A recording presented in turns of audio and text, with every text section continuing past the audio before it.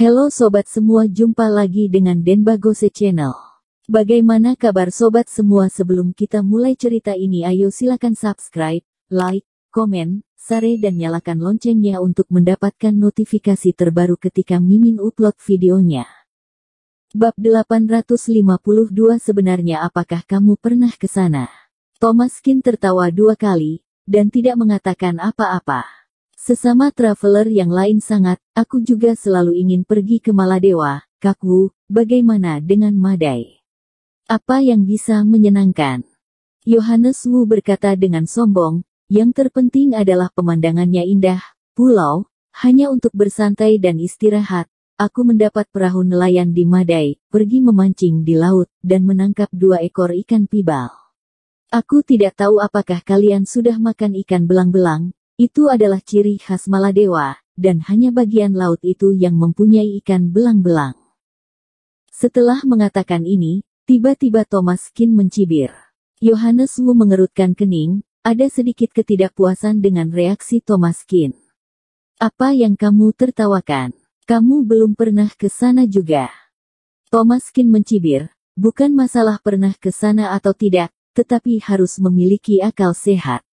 Ikan pibal adalah ikan laut di belahan bumi selatan, dan hanya di belahan bumi selatan yang dapat memiliki ikan langka ini. Maladewa adalah sebuah pulau di belahan bumi utara, sebagian besar wilayahnya di belahan bumi utara. Kamu dapat menangkap ikan dari belahan bumi selatan di belahan bumi utara. Mengapa kamu tidak mengatakan bahwa memancing pinguin di kutub utara? Kali ini tidak hanya Jessie Chen, orang yang iain juga tidak bisa menahan tawa. Thomaskin benar-benar sangat lucu, memancing pinguin di belahan bumi utara, benar-benar membuat semua orang tertawa. Tetapi melihat wajah Yohanes Wu yang sangat jelek, mereka tidak berani tertawa terlalu lancang, dan menahannya. Wajah Yohanes Wu sangat malu, tidak disangka ingin membual, tetapi terbongkar oleh orang, anak ini memang mahir dalam biologi dan geografi. Hehe, mungkin aku salah mengingatnya. Itu bukan ikan belang-belang, mungkin ikan yang lain. Semua orang bekerja sama dengannya, tertawa canggung, dan tidak mengatakan apa-apa. Yohanes Wu ini jelas belum pernah pergi ke Maladewa, hanya membual di sini. Semua orang diam saja, sesama traveler, untuk apa berpura-pura. Jessie Chen tertawa terbahak-bahak, dan diam-diam mengacungkan jempol pada Thomaskin. Kakak ipar benar-benar hebat. Kakwu, mendengar bahwa tahun ini kamu telah beberapa kali pergi ke luar negeri, selain Madai, ke negara mana saja kamu telah pergi? Tersenyum, berpura-pura santai sambil mengeluarkan paspor yang telah dipersiapkan, dan meletakkannya di meja, dan menyerahkan ke semua orang. Belum pergi ke banyak negara, mungkin selusin. Paspor Yohanes Wu penuh dengan stempel berbagai warna di berbagai negara, terlihat sangat mempesona. Semua orang langsung menunjukkan rasa iri. Wow telah pergi ke banyak negara, dan pasti sudah melihat banyak adat istiadat. Sangat, kakak Wu masih kaya, membutuhkan banyak uang untuk pergi ke begitu banyak negara. Lebih dari itu, selain biaya perjalanan, dan juga membutuhkan banyak uang untuk kebiasaan itu, kakak Wu bukan hanya kaya, tetapi masih mempunyai kemampuan. Melihat berbagai stempel di paspor ini, semua orang benar-benar sangat iri. Dapat bepergian ke berbagai negara adalah keinginan terbesar teman-teman traveler. Akhirnya Yohanes Wu sedikit bangga, dengan senyum kemenangan di wajah, dan berkata, tidak apa-apa, dikatakan bahwa membaca 10.000 buku lebih baik daripada bepergian 10.000 mil, hanya jika benar bin mengalami, baru mengetahui aritnya. Jessie Chen menekuk bibir, ini benar-benar pantas. Dengan penuh perasaan, berkata pada Thomaskin, saudara, kusarankan supaya kamu juga sering bepergian, sudah berusia lebih dari 20 tahun, jika sampai belum pernah pergi ke luar negeri, maka benar-benar belum pernah melihat dunia ini. Tadi Thomaskin membuat Yohanes Wu kesulitan, jadi kapanpun mempunyai kesempatan, Yohanes Wu ingin mencari tempat dari Thomaskin. Setelah Yohanes Wu baru saja selesai berbicara, seorang pelayan datang kemari, mengenakan pakaian yang cantik, dengan gaya Inggris, sampai di meja mereka, dan berbicara beberapa kata dalam bahasa Inggris, kemudian menyajikan peralatan makan yang baru saja dibersihkan dan handuk panas untuk menyekat tangan kepada semua orang. Tersenyum, banyak restoran di luar negeri yang mempunyai pelayanan seperti ini, sangat bagus, tetapi banyak negara asing yang mempunyai kebiasaan memberi tip, jadi aku suka membawa uang receh, dan memberikan sedikit untuk pelayanan semacam ini. Setelah mengatakannya, Yohanes Wu mengeluarkan selembar uang kertas $10 dari sakunya.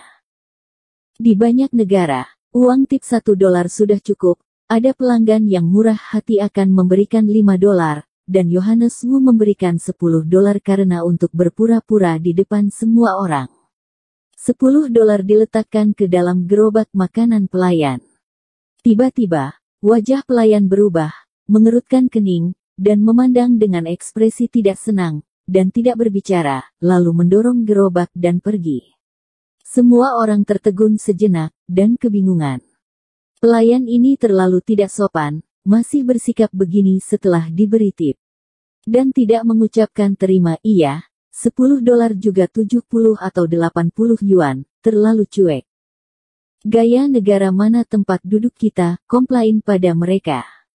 Yohanes Wu kelihatan marah, dan mendengus, mungkin para tamu sudah terbiasa dengan mereka, terlalu sedikit tip $10, biasanya di luar negeri. Sudah sangat baik jika memberikan $5, mereka benar-benar tidak tahu dihargai.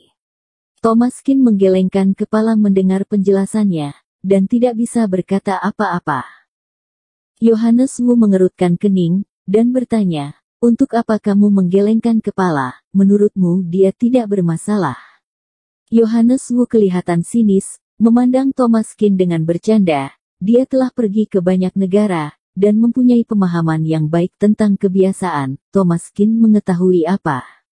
Thomaskin menunjukkan peralatan makan yang di atas meja, dan berkata, lihat penempatan peralatan makan, ditambah bahasa Melayu pada peralatan makannya, jelas bahwa tempat di mana kita duduk, adalah gaya Singapura. Di Singapura, tidak biasa memberikan tip, dan memberikan tip merupakan perilaku penghinaan. Jika menurutmu dia melayaninya dengan baik, hanya perlu berterima kasih. Bukankah kamu sudah pernah pergi ke seluruh negara di dunia? Apakah kamu yakin tidak memberikan tip saat berada di Singapura? Setelah Thomaskin selesai mengatakannya, semua orang tertegun, kemudian beberapa orang segera menundukkan kepala dan mulai memeriksa ponsel. Semua orang mulai melacak dengan ponsel mereka, apakah boleh memberikan tip di Singapura. Hasil yang ditemukan sangat sesuai, tidak boleh memberikan tip di Singapura, memberikan tip adalah sikap yang menghina orang, dan akan dibutakan. Tiba-tiba, ekspresi semua orang menjadi sangat memukau. Ternyata benar-benar tidak boleh memberikannya. Yohanes Wu ini sudah terlalu unik, semua paspornya distempel dari berbagai negara, alhasil bahkan tidak tahu bahwa tidak boleh memberikan tip di Singapura, dan malah mengatakan bahwa pelayan tidak kualitas, dia yang tidak berkualitas. Wajah Yohanes Wu tidak bisa bertahan, dan tertawa dengan canggung. Ah, hehe, ternyata gaya Singapura, aku baru saja mulai membaca teks Melayu, pikir itu Malaysia, hahaha.